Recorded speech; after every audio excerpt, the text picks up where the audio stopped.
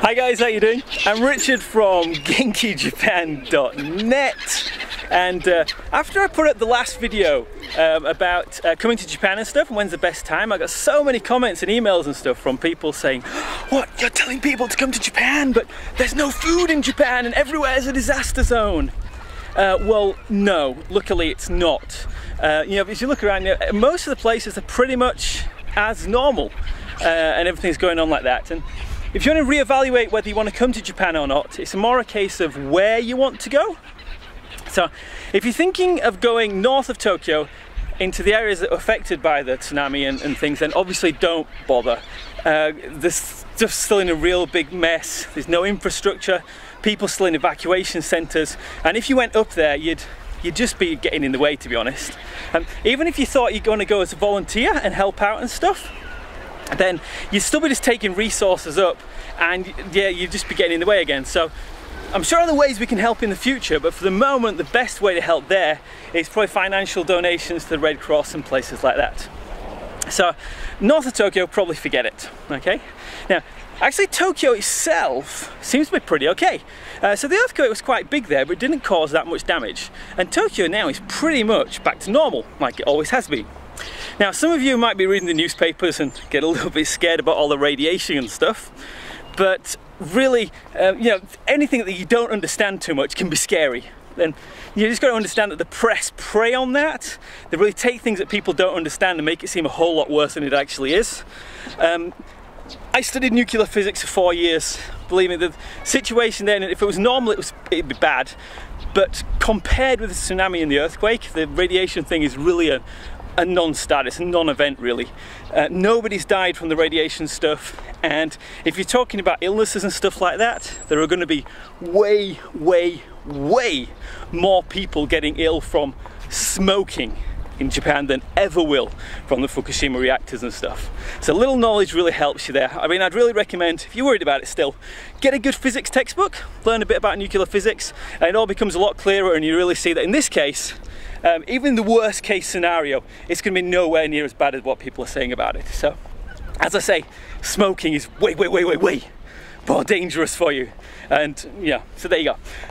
One thing, having said that, one thing about Tokyo is that it's coming out in a couple of weeks' time. It's going to be really hot here, so everybody's going to switch on their aircon, and there's not going to be enough electricity to go around because the power stations are offline, obviously. So there's going to be rolling blackouts. Now, if you're the sort of person who needs aircon 24 hours a day, then you might want to think about postponing your trip to Tokyo, because if there's blackouts, it's going to get really hot and stuff. Some of my events have got postponed a bit because of that, but other ones are going ahead fine, and we're going to be doing them in Tokyo, and maybe just get a little bit more sweaty than usual. So that should be fine. Anything from Kyoto and further south is totally 100% normal. Hello. It's 100% normal. There's people just laughing at me as I'm filming. It's 100% normal, and as you can see, you know, we're down here now, everyone's at Starbucks and stuff, and it's totally 100% and working as usual. Of course, the mood's different. You know, people are very much into the let's get back to normal as quick as possible, and then we can build up the economy more and help people up north, and there's tons of like donation drives and stuff like that and things, and people are really trying their best to make things, you know, better for up there, because basically a lot of Japan looks the same. So what with the images we're seeing from up there could be down here, we could be anywhere, you know. So tourism doesn't make a big part of Japan's economy, as you probably know, but if your lifestyle, if you're one of the people whose lifestyle depends on tourists and stuff, then if people suddenly stop coming to Japan, they're going to be in a lot of trouble. And because of all the exaggeration and stuff we're seeing in the media, the people are thinking that the whole country's like, when in fact it's not.